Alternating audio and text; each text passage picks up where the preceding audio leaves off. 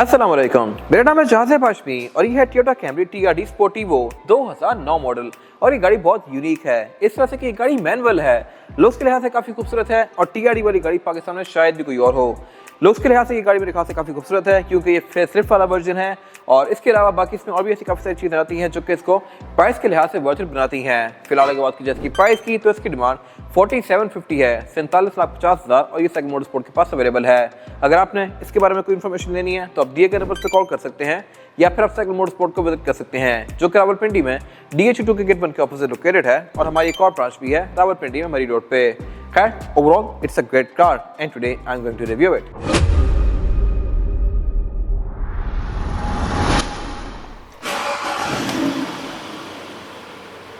Let's start with the exterior of this car.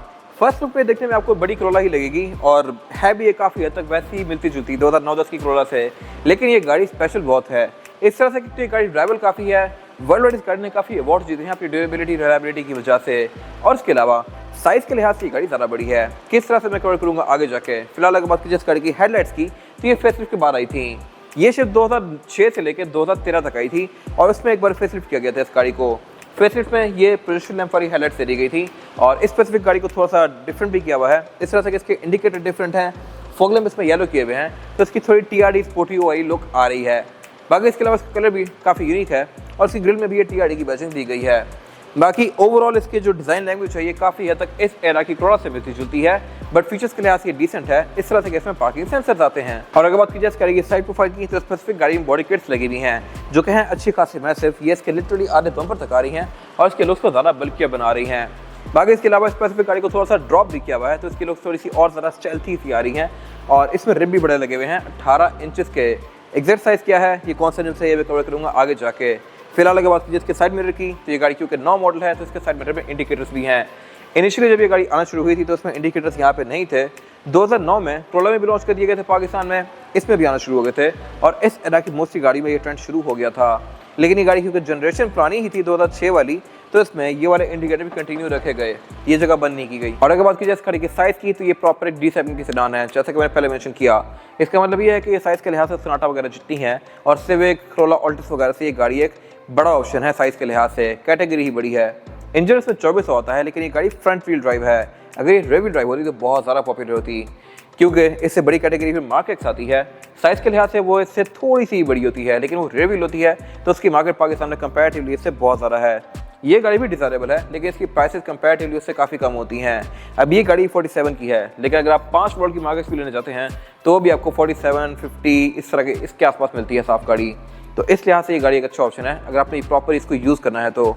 बाकी इस गाड़ी को थोड़ा सा लो किया हुआ है बट लो होने के बाद भी ये गाड़ी ग्राउंड से काफ़ी ऊंची है क्योंकि इसमें रिम 18 इंच के लगे हुए हैं, वैसे इसमें रिम छोटे आते हैं। और इसके अलावा ये स्पेसिफिक गाड़ी तो हार्ड टॉप है, इसमें फिर सनरूफ वाले वर्जन भी ऑफर होते हैं।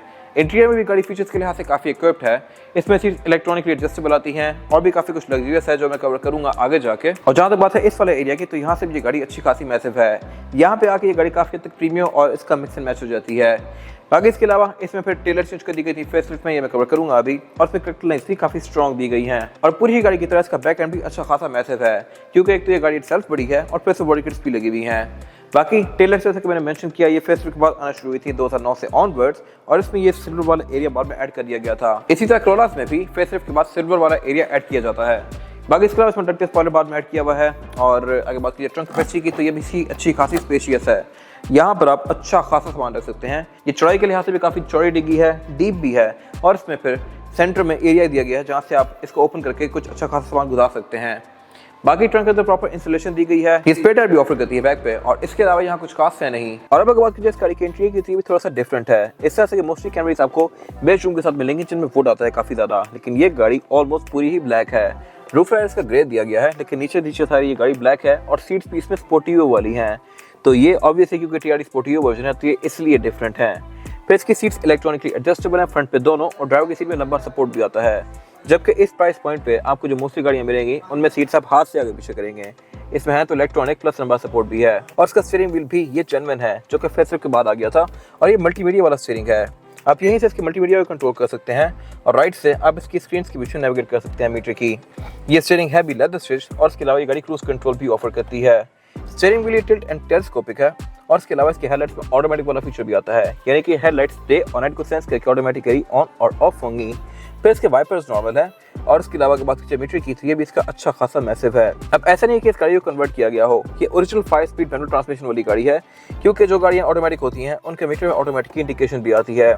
इसमें कोई इंडिकेशन नहीं दी गई। स्पीड लिमिट की 240 तक है और मीटर इसका अच्छा खासा मैसिव है।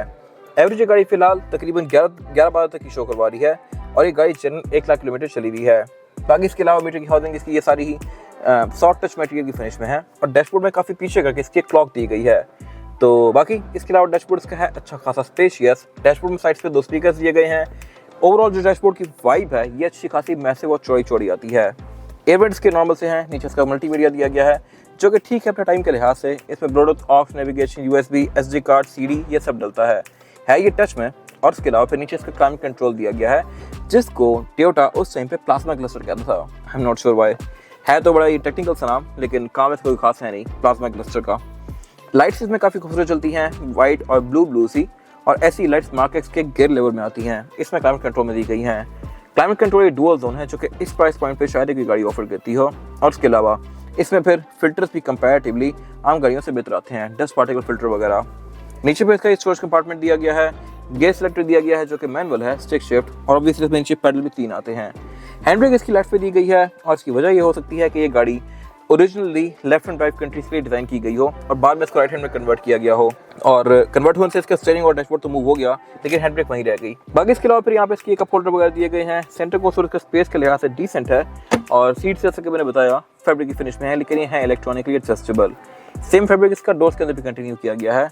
विंडोज इसमें चारों ही सिंगल टैप वाली हैं और इसके साथ मेरे को मैं गाड़ी के अंदर बैठ के एडजस्ट भी कर सकता हूँ। वैनिटी मिरर्स इसमें ड्राइवर और पैसेंजर दोनों के लिए आते हैं विद लाइट्स, और इसके अलावा एयरबैग ये गाड़ी 8 ऑफर करती है। और अब अगर बात कीजिए इसमें रेयर पैसेंजर्स के लिए सीटिंग कैपेसिटी की, तो ये यहाँ पे अच्छी खासी स्पेशियस है। अब कहने को ये गाड़ी है तो बाहर से अच्छी खासी चौड़ी, अब वो चीज़ आपको अंदर आके फील होगी। चौड़ाई के लिहाज से ये गाड़ी काफ़ी स्पेशियस है। बैक पे इस पर 4 लोग बैठ सकते हैं अगर बैठना चाहें तो। 3 लोगों के लिए तो अच्छी खासी स्पेशियस है ही। लेगरूम का भी यहाँ पे कोई खास इशू नहीं है। हेडरूम भी इसमें अच्छा खासा स्पेशियस है और यहाँ अमेनिटीज भी डिसेंट दी गई हैं। इस तरह से रेयर पैसेंजर्स के लिए यहाँ पे एयर वेंट्स दिए गए हैं। सेंटर में सेंटर कंसोल है जो कि अगेन साइज के लिहाज से लैंड क्रूजर के सेंटर कंसोल जितना चौड़ा है। इसको ओपन करके मैं इसमें कप होल्डर एक्सेस कर सकता हूँ जिसमें अल्केंटारा दिया हुआ है, और इसमें फिर पीछे एक और एरिया भी दिया गया है जहाँ से इसकी डिग्गी को एक्सेस कर सकता हूँ। आप इसको अंदर से लॉक भी कर सकते हैं और इसकी वजह ये हो सकती है कि अगर आपने बैक पे कोई बंदा लिटाया हुआ है डिग्गी में तो आप इसको लॉक कर दें ताकि वो अंदर से यहाँ से बाहर ना आ जाए। बाकी इसके अलावा रेयर बेंचेस के फोल्डेबल हैं, सीट बेल्ट दी गई हैं, यहाँ पे आईसोफिक्स के पोर्ट्स दिए गए हैं, एयर बैग्स भी आते हैं यहाँ पे पैसेंजर्स के लिए, विंडो सिंगल टाइप वाली हैं, स्पीकर दिए गए हैं बैक पे। और अब अगर बात कीजिए इस गाड़ी के इंजन की, तो इंजन इसमें एक ही मेन ऑफर होता है 24 CC petrol front wheel drive. Transmission इसमें 2 ऑफर होती हैं, ऑटोमेटिक और मैनुअल। ऑटोमेटिक वाली गाड़ी बहुत ज़्यादा कॉमन होती है बट ये गाड़ी अल्ट्रा रेयर है, ये मैनुअल है। ट्रांसमिशन इसमें 5 स्पीड फॉरवर्ड है और इसके अलावा इसमें ABS, traction control, drive modes ये सब चीज़ें आती हैं। बोनट इस गाड़ी का हाइड्रोलिक्स ओपन होता है जो कि अगेन एक अच्छी चीज़ है। इससे नीचे की कैटेगरी क्रोला वगैरह उनमें आप स्टैंड लगाते हैं, इससे ऑनवर्ड मार्केट्स वगैरह में ये हाइड्रोलिक्स ओपन हो रहे हैं। बाकी इसके अलावा इसका इंजन पे काफ़ी टाइटली पैक्ड है क्योंकि इसका इंजन इटसेल्फ काफ़ी बड़ा है और ये गाड़ी 169 हॉर्स पावर प्रोड्यूस करती है जो कि सफिशिएंट फिगर है बॉडी साइज के लिहाज से। एवरेज ये गाड़ी तकरीबन आपको 11-12 की देगी जो कि अगेन मेरे ख्याल से एक अच्छी एवरेज है इतनी बड़ी बॉडी के लिहाज से। और टोयोटा के बारे में एक अच्छा फैक्ट ये है कि ये गाड़ियाँ एवरेज के लिहाज से कंपैरेटिवली होंडा से बेहतर होती हैं। टोयोटा की अगर आप मार्केट्स भी देखें तो अकॉर्ड से आपको बेहतर एवरेज देगी। इसका डायरेक्ट कंपटीशन अकॉर्ड बनती है K24, लेकिन ये गाड़ी एवरेज उससे बेहतर देती है। अकॉर्ड आप जितनी बेशी चला लें आपको 7, 8 या 9 तक की एवरेज ही देगी, जबकि ये उससे बहुत बेहतर है। और अगर बात कीजिए इसके टायर साइज की, टायर साइज ऑफर कर रही है गाड़ी है 235, 50 और 18। फ्रेम इसमें 18 इंच का है जो कि TRD वाला है और यह भी डुअल कॉम्बिनेशन में एल्यूमिनियम और ग्लॉस ब्लैक है। बाकी इस गाड़ी को ड्रॉप किया हुआ है तो इसकी लुक्स और ज़्यादा बेहतर आ रही हैं। और इसके अलावा इसमें ABS, traction control, drive modes ये सब आते हैं जो कि इस राइड को बेहतर बनाते हैं। ये था आज का रिव्यू। अगर आपको रिव्यू पसंद आया है तो इस वीडियो को लाइक कीजिए, मेरे चैनल को सब्सक्राइब कीजिए और अगर आपके पास इस गाड़ी से रिलेटेड कोई भी राय है तो उसको कमेंट सेक्शन में शेयर जरूर कीजिएगा ताकि वो लोग जो ये गाड़ी लेने वाले हैं वो आपकी राय से फायदा उठा सकें। अपना ख्याल रखिएगा। Thank you.